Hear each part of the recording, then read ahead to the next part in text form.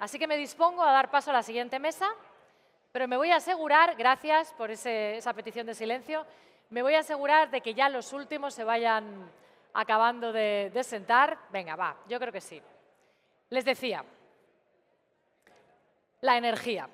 En ese cruce entre la geopolítica, la competitividad y la sostenibilidad, y la fragilidad del suministro europeo puesta de manifiesto con, por ejemplo, la última crisis en Oriente Medio, porque no solo es el petróleo y el gas, son los derivados del petróleo, es el helio, que lo necesitamos para los semiconductores, el queroseno, del cual hemos estado en alerta si podíamos llegar hasta el verano.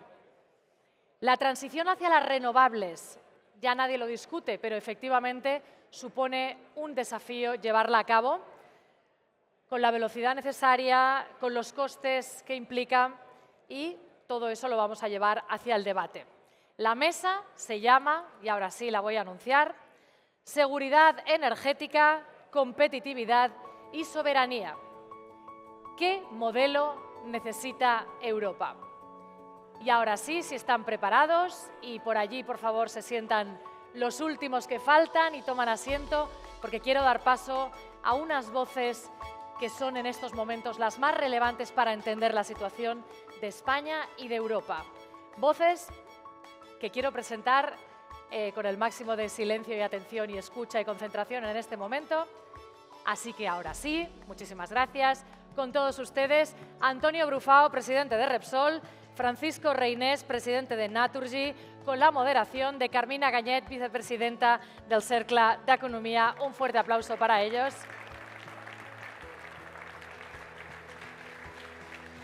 Carmina, endavant quan vulguis. Molt bon dia a tothom, moltes gràcies. Com sabeu, les jornades del Cercle aquest any van d'intentar respondre a la pregunta de l'autonomia estratègica d'Europa, i l'energia i el seu model és un element fonamental que intentarem desxifrar, intentarem donar respostes de la mà d'Antonio i de Brufau i del Paco Reynés, que esperem que ens il·luminin en aquest camí. Permitidme empezar con una imagen que creo que van a proyectar en breve, que es una imagen de cómo creemos que Europa se está sintiendo. Europa es este faro que está aguantando estoicamente, lo veis aquí, para no... Paco y Antonio, lo veis aquí, con unas 3 olas que están conviviendo y en este mar tormentoso que tenemos que intentar lidiar, y que en política o en energética o en materia energética yo diría que Europa se está enfrentando a 3 grandes retos. El reto de la competitividad. Estamos viendo que Europa está perdiendo competitividad y después veremos por qué. El reto de esta crisis geopolítica en el que está en riesgo la cadena de suministros energéticos. También explicaremos qué consecuencias puede tener ello, y el reto de una aceleración hacia la descarbonización que hemos tomado. Europa ha tomado un rumbo que también hablaremos de ello, si este es el rumbo que permite mantener la competitividad que tenemos. Por tanto, este faro que tiene que ser Europa, que nos tiene que iluminar, esperemos que nos iluminéis, ¿no?, hacia qué dirección tiene que tomar para sortear este mar no fácil de estos 3 dilemas a los que se enfrenta.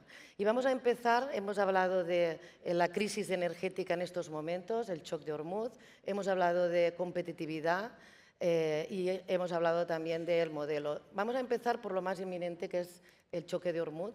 34 kilómetros nos han puesto en riesgo o en reflexión probablemente el nuevo modelo energético mundial o no, ahora lo discutiremos. 20% del petróleo se traslada o se canaliza desde el estrecho, 13% del gas mundial, y parece algunas voces, tanto la Agencia Internacional de Energía como el Comisario Europeo de Energía, están apuntando que esto puede cambiar incluso el panorama energético mundial y que incluso podríamos estar, algunos hablan de crisis similar a la que hubo en el 73. Me gustaría saber vuestra opinión sobre si realmente, o que nos ayudéis a entender si esto, qué consecuencias va a tener a corto y a largo plazo, si estamos realmente ante un cambio de modelo energético mundial. Antonio. Bueno, bon dia a tothom. vamos a ver, el estrecho de Hormuz es un paso crítico que pone de manifiesto la importancia de los combustibles fósiles. Recordaros, porque a veces la gente no lo conoce, que en los últimos 50 años la energía ha crecido, el consumo de energía en un 100%, es decir, ha multiplicado el consumo de energía. Los combustibles fósiles hace 50 años de alguna forma representaban el 83% del peso total de la energía, la que consumía el mundo. Hoy, 50 años después, representan el 81%. Por tanto, la crisis de Hormuz está allí porque precisamente los combustibles fósiles son un protagonista relevante. ¿Qué puede pasar con la crisis de Hormuz, con el estrecho de Hormuz? Pues depende de los tiempos y depende de la destrucción que haya habido, que no es conocida, de los campos de petróleo, de los trenes de GNL y de las instalaciones en general, ¿no? Pero sin lugar a dudas, si no acaba y si no se abre el estrecho, yo creo que el mundo va a entrar en una situación de conflicto. Vamos a ver situaciones de inflación altas, vamos a ver crecimientos de la economía bajos, por tanto, stagflation, vamos a ver tipos de interés altos, vamos a ver incrementos del coste de capital, vamos a ver crisis alimentarias de primerísima magnitud, y no en países avanzados, sino en países en desarrollo, y sin lugar a dudas vamos a ver un cambio en la logística. Por tanto, esto tendría que superarse más rápido que tarde, ¿no? Porque si no, el mundo va a entrar en una situación de conflicto y la respuesta o la preocupación es, ¿y esto cómo cambiará el modelo?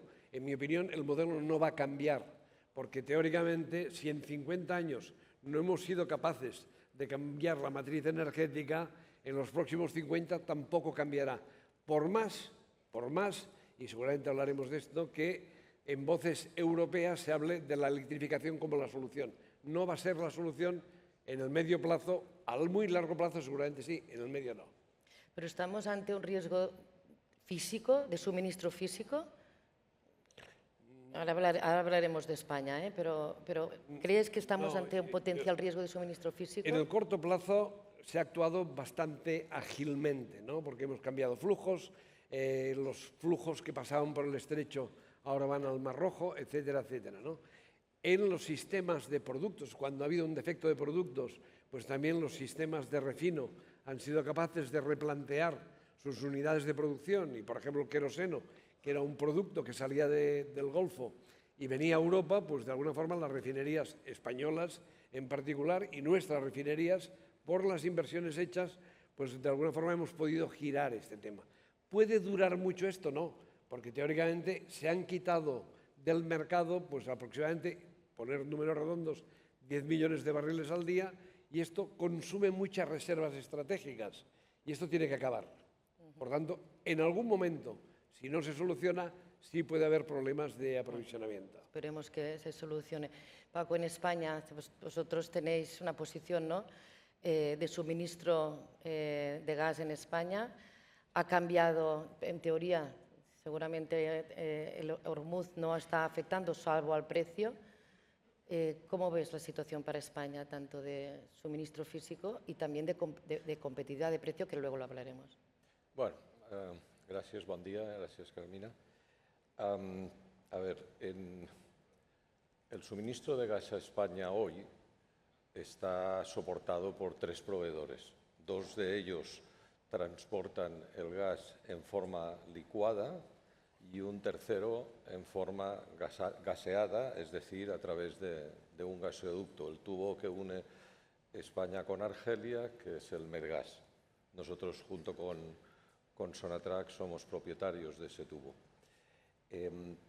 España está bastante a salvo a corto plazo de sufrir un shock de capacidad de receptora de gas, entre otras cosas porque ha diversificado sus fuentes y porque además tiene unas instalaciones de mayor capacidad de regasificación que el resto de Europa. Tenemos 7 plantas de regasificación que son de Enagás alrededor de todo lo que es la costa. Pero como bien decía Antonio, esto es cuestión de tiempo. Es decir, si nos damos cuenta de que por Hormuz más o menos circula el 20% del GNL que va a Asia y a China, y creemos que los mercados son globales y China no quiere dejar de producir, lo que va a hacer es hacer lo que se llama la diversión de suministros de otras partes del mundo y, por lo tanto, el gran perjudicado será Europa y será España. España está en una mejor posición que el resto de países europeos precisamente por ese más o menos 35% de volumen que viene ya en forma de gas a través del tubo que nos conecta con Argelia, pero tiene un 65% que no le viene. Y de ese 65%, más o menos, tres cuartas partes vienen de Estados Unidos y Rusia. Estados Unidos, como todos sabemos, es un país que está aumentando su consumo de gas porque aumenta su producción industrial y porque no le hace ascos al gas como fuente de suministro, y Rusia es un país que ahora está sometido a lo que se llama el Repower Europe y el phase-out del gas ruso, que empezará a funcionar a partir del 1 de enero del 2027 y que va a cambiar toda la logística internacional en cuanto a oferta. España puede ser el último, pero no puede escaparse de una necesidad de un rebalance de todos lo que son los suministros energéticos básicos. ¿Y por qué es importante el gas? Por dos motivos. Primer motivo, porque se consume directamente como fuente de calor en muchos procesos industriales y en muchísimas residencias, tanto para lo que es el agua caliente como para lo que es la calefacción, aunque esto tenga una estacionalidad entre invierno y verano. Y segundo, porque es una fuente de suministro esencial para darle un backup al sistema eléctrico a través de las turbinas de gas. Y lo hemos visto así en alguna ocasión con el apagón del año pasado, ¿no? Entonces, en este sentido, Paco, España de momento, si, como dice Antonio, no se alarga la crisis, estamos bien, y a nivel energético estamos bien si esto no va a más. A nivel europeo, ¿qué países pueden probablemente sufrir más? Bueno, estamos ahora enfrentándonos al momento reciente, incluyendo cuando ocurrió la guerra de Ucrania, en donde las reservas estratégicas de los países están más bajas. Normalmente el mundo del petróleo es mucho más sofisticado desde hace más tiempo y tiene unos forwards de sus precios Brent muchísimo más profundos. El mundo del gas empezó más tarde, pero normalmente lo que está haciendo el precio del gas en los últimos años es avanzar en precio lo que puede ocurrir, sobre todo avanzar en precio un shock de oferta, que claramente sube los precios arriba, y esto hace que los almacenamientos se empiecen a llenar un poco antes, porque son curvas mucho más pronunciadas que no las curvas del petróleo, que son curvas de forwards mucho más estables. Pero sobre todo, esas curvas de precio se van desplazando. Es decir, si uno coge hoy, esta mañana, y mira el TTF, se dará cuenta que de 48 euros megavatio pasa en 2 años a 26 euros megavatio. Y probablemente no serán esos, porque se irá desplazando la curva y acabará subiendo dentro de 2 años más de lo que dicen los propios forwards. Y esto es debido a que las reservas que tienen que irse llenando durante los momentos de menos consumo ocurren en momentos de precios bajos. España es el que tiene más reservas y el que tiene más posibilidad de flexibilidad en regasificación, pero obviamente no se escapa. Y no se escapa ¿por qué? Porque Europa está relativamente interconectada o muy bajo interconexión. Por ejemplo, entre España y Francia solamente tenemos un tubo que une de gas a través de la frontera de España con Francia por el País Vasco-Navarra, pero llevamos como 20 años esperando que se pudiera hacer una conexión a través de Cataluña, que está parada en el Tordera, ¿no? Y esas interconexiones, que también aplican igual en el sistema eléctrico, lo que te producen son flexibilidades, de las cuales hoy carecemos de muchas de ellas, ¿no? Muy bien, ahora hablaremos de Europa. Vemos que el shock de Hormuz, si no se prolonga, lo podemos sortear, más o menos, que España tiene el suministro energético garantizado.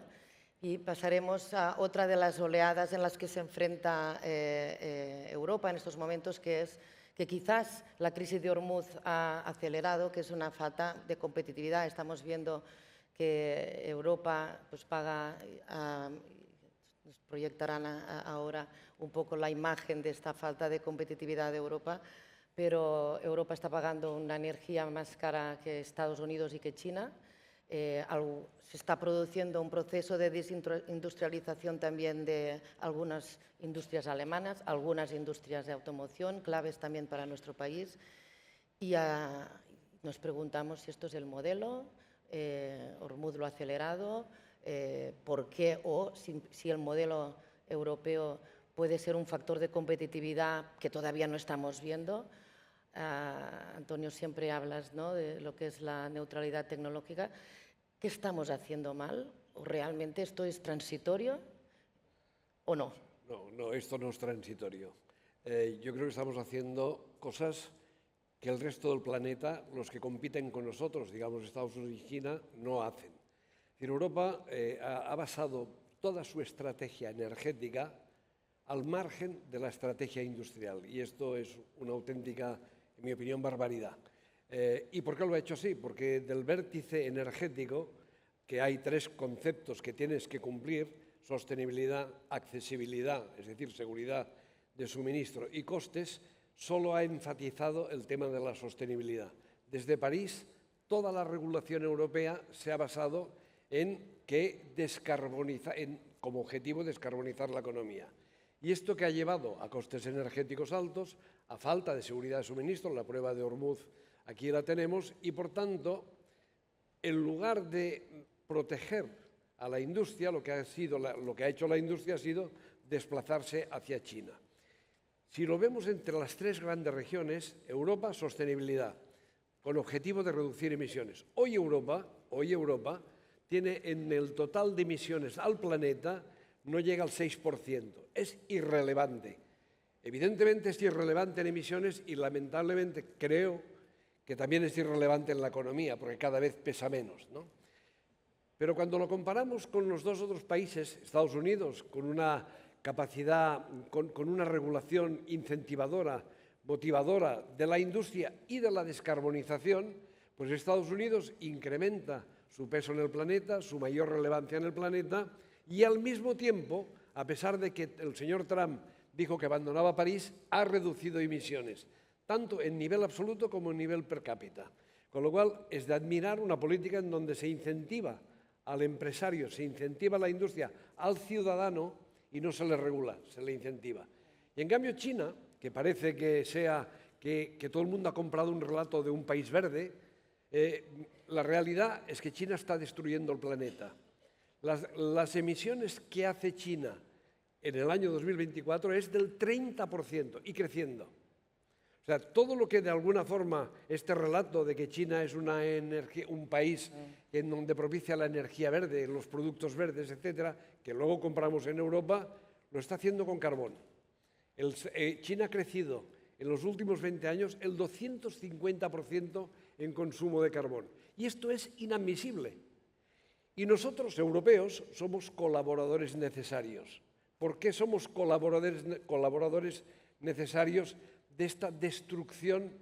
Destrucción es una palabra muy gruesa, ¿no? De este incremento del calentamiento del planeta. Porque hemos trasladado muchas empresas que aquí no podían operar porque venían muy constreñidas en costes de energía, los hemos trasladado a China, y además hemos convertido a China en el referente o proveedor de todos aquellos productos que nosotros creemos que son verdes y que estamos utilizando en Europa. Todo esto es un contrasentido y alguien lo tiene que parar. Pero aquí se ha optado más por fondos públicos probablemente, y allí la iniciativa, o sea, incentivar inversiones privadas para precisamente poner en competencia todas estas tecnologías. Bueno, la política china es muy inteligente.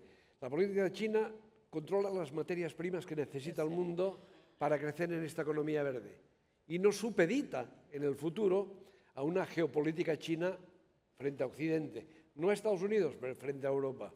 La política china lleva muchísimos años financiando con dinero público empresas públicas que con el carbón están produciendo la tecnología verde. Y nosotros lo vamos a que compramos nosotros. Nosotros lo vamos a comprar. Entonces, ¿nos sentimos felices con haber reducido las emisiones en Europa al 6%, menos del 6%? Hemos conseguido ser campeones en reducciones, pero nos sentimos felices si estamos colaborando con un país que no se compromete a reducir emisiones, porque antepone el desarrollo y, por tanto, la crisis de Hormuz a China le afecta poco, porque está sustituyendo la nafta que venía de Hormuz por carbón. En Estados Unidos el carbón lo utilizan como arbitraje, ¿no? Es decir, porque tienen energía y una política energética inteligente. Entonces, yo creo que aquí nos tenemos que hacer una reflexión muy seria. Cuando hablamos de autonomía estratégica, no hay autonomía estratégica si no hay seguridad de suministro, de todo, de energía, de gas natural, de petróleo, de minerales críticos, de tecnología, etcétera. De esto no tenemos nada. Y hay que empezar a reconstruir. ¿Y qué tenemos que hacer, Paco? ¿Estás de acuerdo con lo que comenta Antonio? Es decir, ¿se puede descarbonizar sin perder competitividad al final? Vamos a ver, desgraciadamente Europa parte con una desventaja que no tiene el resto del mundo, y es que aquí hay consumo y no hay recursos. Y es un poco difícil pensar en una autonomía real en donde el consumo existe, pero los recursos no. Estados Unidos, aparte de que Antonio lo sabe mejor que yo, ha permitido unas tecnologías que están prohibidas en Europa, como por ejemplo sería la del shale gas en todo lo que son los combustibles que ellos pueden gestionar. En Europa estamos un paso mucho más estrictos, que con una carencia de recursos naturales tenemos unas necesidades energéticas mayores. El problema es que nos podemos encontrar en una gran paradoja, que es que vamos a bajar nuestras emisiones como europeos porque iremos desindustrializándonos, y el ejemplo más importante lo tenemos en Alemania, el gran motor industrial de Europa, en donde, por ejemplo, se intentó regular desde la Unión Europea el fin de los motores de combustión interna alternativos, que son una de las grandes tracciones industriales de Alemania. Nos iremos descarbonizándonos, pero a la vez el mundo aumentará sus emisiones, porque lo que hará el mundo será fabricarlos en otro sitio y trayéndolos aquí. Con lo cual hay una emisión del transporte que se suma a una ineficiencia específica de todo lo que es la producción. ¿Qué ha hecho Europa mal? Bueno, yo creo que todo el mundo ha hecho cosas mal, si no viviríamos en un mundo ideal, ¿no? Pero sobre todo es no intentar equilibrar estas tres balanzas que hablaba Antonio al principio. Es decir, si solamente le damos importancia a un lado del triángulo, que es el lado de la descarbonización, y no lo contextualizamos con la competitividad de las industrias o con la asequibilidad para las familias, y en paralelo no aseguramos el suministro, nos podemos encontrar ante episodios diversos. Nos escandalizamos el 28 de abril del 2025 cuando tuvimos el único blackout que hemos vivido en España de una forma completa en los últimos 35 años. Pero después del blackout empezamos a utilizar y escandalizamos por utilizar unas turbinas de gas que existían y estaban disponibles la noche anterior, ¿no? Es decir, en algún momento tenemos que poner en equilibrio los tres objetivos y no primar uno sobre el otro. O si lo hacemos, explicarlo antes. La sociedad no puede estar pensando de que resolver un problema no implica tomar partido en los otros dos, porque los tres están interrelacionados. No, totalmente. Además, os he escuchado a los dos decir más tecnología y menos ideología en esta Europa, ¿no? Eso fue Josué, el primero que lo dijo. Sí, es una frase que lo he escuchado, pero al final esta tecnología hay que financiarla y, por tanto, hay que financiar esta tecnología. Hay tecnología que todavía no está madura, hay una apuesta por el hidrógeno que falta ver, ¿no?, que sea competitivo con el gas. Somos muy dependientes del gas y vamos a continuar siendo muy dependientes del gas. Entonces, ¿qué hay que hacer para financiar esta tecnología que vaya avanzando, que sea competitiva cuando tenga que ser y que mientras pues, tengamos una economía basada en energía accesible, segura y barata, ¿no? A ver, tecnología hay. Sí, sí. Si nos referimos a tecnología como electrificar la región europea, bien, está bien, es decir, se necesita tiempo, se necesita financiación y además es un objetivo querido por parte de todo el mundo, pero no es la única tecnología. La tecnología significa saber cómo explorar. Decíamos que de alguna forma en Europa no tenemos recursos. Bueno, no sabemos si tenemos recursos, porque está prohibido explorar o utilizar el fracking para producir petróleo y gas. Entonces, decir no tenemos, no lo sabemos. Se está penalizando mucho la producción en el Mar del Norte a través de impuestos, o en Holanda o en Italia el gas. No se incentiva la búsqueda de recursos fósiles. Evidentemente, esto no pasó en el año 73. En el año 73, Europa reaccionó de una forma muy rápida. Entre el 70 y el 75 se produjeron todos los redescubrimientos en el Mar del Norte, en Inglaterra, en Noruega, en Holanda, etcétera, de combustibles fósiles. Y aquello dio vida a Europa durante 30 o 40 años. ¿Qué pasa? Que a partir de París, Europa se ha convertido un poquito en el líder de la descarbonización.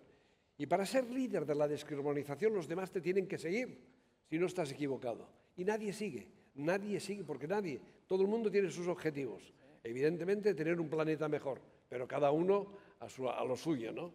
Y por esto lo que decía, que no es ilógico que el carbón sea la energía primaria que más crece en el planeta, el carbón. Pensando que si el carbón se sustituyese por gas natural, seguramente reduciríamos a la mitad las emisiones. Pero las cosas son como son y los países disponen de lo que disponen. Y por tanto, tecnología hay. ¿Qué hay que hacer para la tecnología? Respeto a la ciencia y respeto a los ciudadanos. Esto lo hace Estados Unidos. Estados Unidos respeta la ciencia, deja a la ciencia operar y además respeta a las industrias y a los ciudadanos, que como seres responsables tienen incentivos para descarbonizar y para reducir su huella de carbono. En Europa regulamos, prohibimos y regulamos. Entonces esto no es el camino a seguir. Entonces el gas natural, volviendo a tu reflexión, para mí es un gas de muchísimo futuro. El hidrógeno ya está, así de pequeñitos jugábamos todos a producir hidrógeno con la quimidroga. Ya está inventado. Lo que pasa es que no está inventado que sea competitivo, porque no lo va a ser. Como mínimo en los próximos años. Por tanto, demos aire a todo. No pongamos límites al gas natural. Este señor sabe que Chipre, país de la Unión Europea, ha hecho un gran descubrimiento de gas natural. ¿Qué hace el operador de este descubrimiento? No lo manda a Europa, lo manda a Egipto, porque en Europa va a encontrar muchísimos más problemas legales, jurídicos, de costes, etcétera, que los que puede encontrar en Egipto. ¿Os parece que esto tiene lógica? Esto no tiene ninguna lógica, pero es así. Perdona, podéis seguir haciendo preguntas. Yo sí que pediría aquí ayuda porque no se me refresca, no tengo acceso, con lo cual si me estáis haciendo preguntas no me están llegando para poderlas trasladar. Al hilo de lo que estabais comentando, y por tanto existe tecnología y, como comentábamos, algunos países están apostando por la nuclear, nosotros estamos cerrando. Me gustaría un poco también que nos compartieseis vuestras reflexiones sobre qué tenemos que hacer. Es una energía competitiva, es una energía barata. Y sin embargo, pues estamos prescindiendo de ella, ¿no?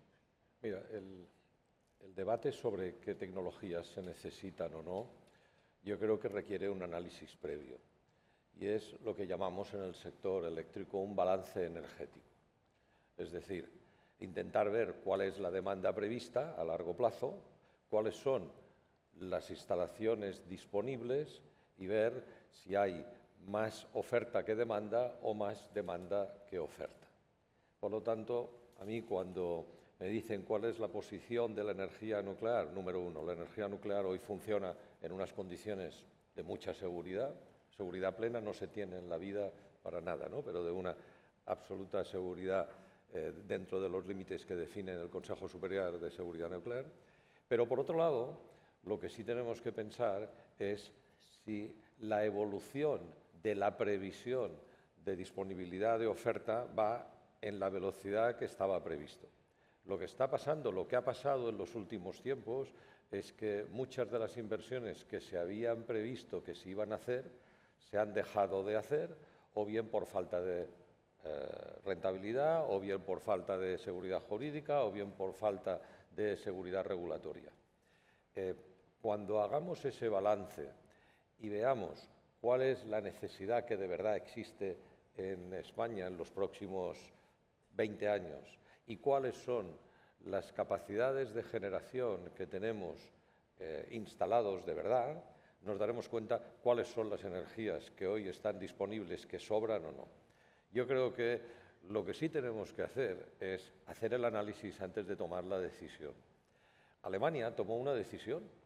Alemania decidió en un momento determinado abrazarse al gas de origen ruso y abandonar la energía nuclear. Si hoy nosotros hablamos con cualquier experto en energía nuclear del mundo, te dirán que las plantas alemanas no volverán a producir un solo megavatio hora, ni uno solo. Y lo hicieron por una decisión política muy poco técnica. Hubo un pacto en aquel entonces entre la CDU y los verdes y los que estaban en el gobierno y llegaron a la conclusión que tenían que cerrarlo. Pero hoy se arrepienten porque balancearon su necesidad de generación en el lado del gas y no lo dejaron combinado con el gas nuclear. Ahora que estamos aquí en Cataluña, Cataluña depende un 60% de su energía eléctrica de dos plantas nucleares, una en Vandellós y otra en Ascó, están bastante cerca una de otra.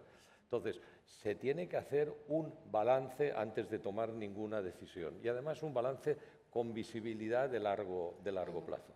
Si encima a esto le unimos que la contestación social por las energías renovables es cada vez mayor, es muy difícil instalar un molino, es muy difícil poner una placa, ya ni te hablo de lo que es un bombeo eléctrico, nos daremos cuenta que en el balance hay que poner estos ingredientes en marcha. Y con un Excel, no necesitamos la IA, con un Excel de hace 80 años o 60 años podremos hacer el balance igual. Como decía Antonio, además tenemos otra ventaja, y es que tenemos infraestructuras también en muchos otros ámbitos del mix energético, y la red de transporte y distribución de gas natural está mucho más preparada, no solamente para llevar gas natural, sino para llevar biometano, que está disponible aquí a corto plazo y que podría ayudar a darle a las turbinas de gas un backup del sistema más descarbonizado. Antes hablabas de la descarbonización, es una asignatura que no podemos pasar de sacar un 0 a un 10, tiene que ser progresiva y mucho más si miramos los otros dos componentes de la estabilidad del trilema energético. Bueno, hemos visto que, vamos al siguiente bloque, hemos visto que tenemos capacidad instalada, que tenemos que saber aprovecharla, que tenemos que tener sentido, ¿no?, común, que tenemos posibilidad de no perder competitividad, y el tema es el cómo, ¿no? Y el bloque siguiente va un poco de, bueno, pues hacia dónde tiene que ir Europa en estos próximos años y qué decisiones clave tenemos que tomar hoy para precisamente que este camino que tenemos que tomar pues sea efectivo y que no nos arrepentamos, ¿no?, de estas decisiones tomadas. Mira, yo creo que Europa está demostrando señales positivas, ¿no?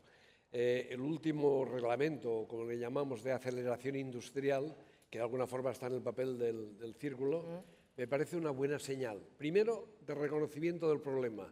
Allí se reconoce que el peso de la industria en el conjunto de la economía europea solo es de un 14%, cuando históricamente siempre se ha luchado por un 20%. Es difícil que un país o una región sea avanzada y moderna y segura y estable si el peso de la industria no cuenta para nada, como está pasando ahora. Sin embargo, el objetivo es el 20%, y allí se fijan una serie de medidas, algunas en cierta medida que habrá que seguir, pero que a mí me parece una buena señal, ¿no? La segunda, que yo creo que es respeto a la neutralidad tecnológica, es decir, el hecho de haber apostado por una única tecnología, que es la electrificación, a mí me parece que demuestra que es un grandísimo error, un gravísimo error. Tercero, Europa tiene que entender que tiene que permitir a las empresas competir en igualdad de condiciones. Y pongo un ejemplo que me parece muy relevante, es, por ejemplo, el sistema de emisiones.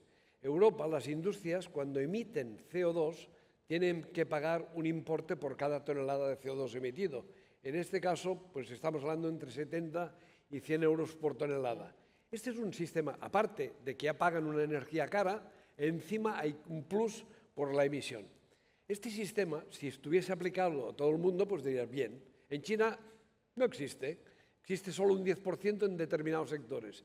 En Estados Unidos no existe, existe solo en algún estado, pero muy pocos. Entonces, ¿cómo podemos poner a la industria europea en competencia cuando, primero, tiene un coste de la energía 2 veces más cara que los demás? Segundo, encima de este coste de la energía le ponemos una penalidad. Entonces, esto es lo que tiene que cambiar, ¿no?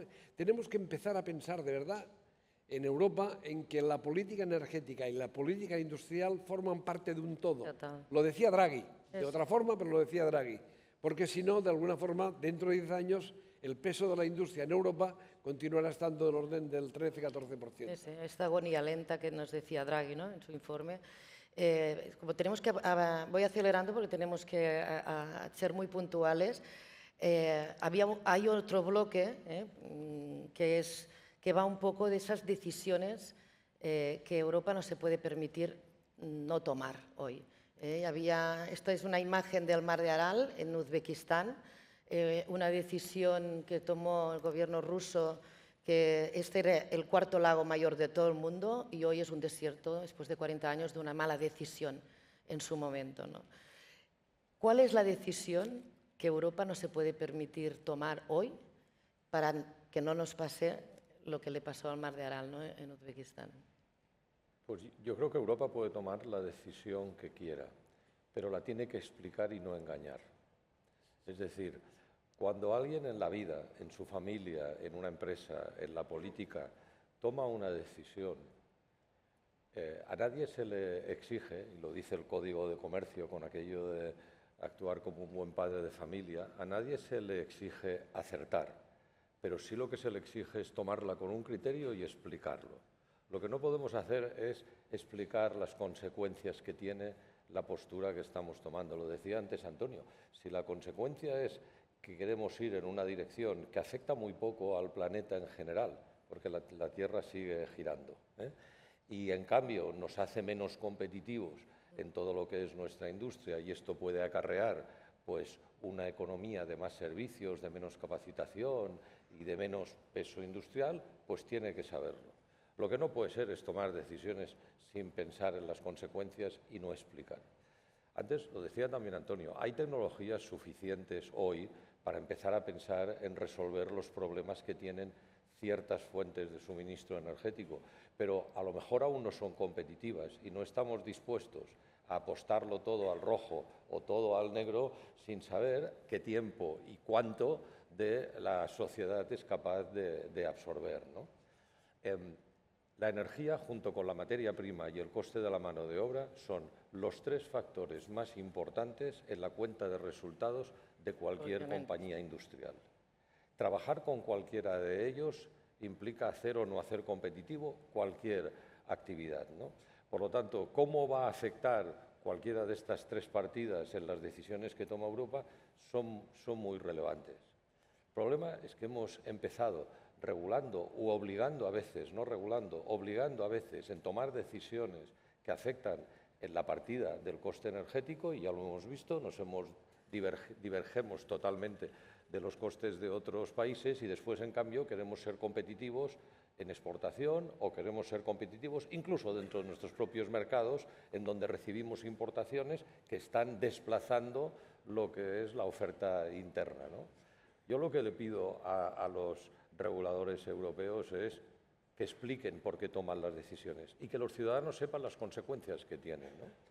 Siempre he dicho que desde el punto de vista eléctrico, un marciano desde fuera diría estos europeos son muy listos, porque desde Marte verías una Europa que combina muchísimas tecnologías, plantas nucleares, ciclos combinados, plantas de carbón, fotovoltaico, eólico, hidráulico. Pero cuando hicieras como hacemos con el Google Maps y te fueras país a país, cada uno sería diferente. Y encima no están interconectados, con lo cual nadie toma ventaja de la diversificación de fuentes de suministro y encima se están bloqueando las interconexiones, porque no hay política energética europea. Solo hay regulación energética europea. Pero ¿hacia dónde va Europa en política energética? No existe. En cambio, leyes que después se transponen a nivel europeo, directivas europeas que después se transponen a nivel de leyes españolas, francesas o italianas, sí que hay. Y todo esto aumenta los costes de la energía. Totalmente. Le pasa lo mismo al gas, le pasa lo mismo al petróleo, le pasa lo mismo a cualquier insumo energético. Déjame decir, completando lo que decía Paco, que yo creo que yo veo un gran riesgo en Europa de mirar hacia China y no mirar hacia Estados Unidos. A mí me parece que nosotros tenemos que reforzar la alianza transatlántica que decía ayer el ministro de Exteriores y aprender de ellos, porque ellos de esto saben mucho, porque están demostrando cómo está creciendo su economía, de qué forma lo están haciendo, cómo están gestionando la energía. Si miramos a China, como está pasando en estos momentos, nos convertiremos en un gran consumidor y de alguna forma en un comercio no positivo, en un comercio que va a representar supeditación y no igualdad de trato, ¿no? Entonces, a mí me parece que el gran reto que hoy, por lo que yo puedo observar, veo en Europa es aprendamos y aliémonos con quien es más parecido a nosotros y cuidado con aquellos que de alguna forma tienen criterios absolutamente lícitos, pero muy distintos a los nuestros. Muy bien, pues acabaría yo con una imagen de esperanza, que hemos empezado la sesión con ese mar, ¿no?, complicado, y creo que tanto Antonio Brufao como Paco Renés nos han iluminado el faro, ¿no?, que debería tomar Europa, esa dirección, y Europa tiene que decidir qué faro quiere ser. Yo creo que nos habéis explicado muy bien las aguas, ¿no?, cómo las podemos calmar, pero que hay que ponerse, hay que pasar a la acción, hay que hacer esa política energética, de energía europea que apuntabas, hay que ayudar a que las tecnologías avancen y compitan, hay que aceptar el fósil como energía necesaria para nuestra industria, para que nuestra industria no emigre. Por tanto, las recetas las tenemos para que Europa pueda ser este faro, ¿no?, y que podamos llegar a buen puerto en materia industrial y energética. Muchísimas gracias, de verdad. Gracias, Sergio.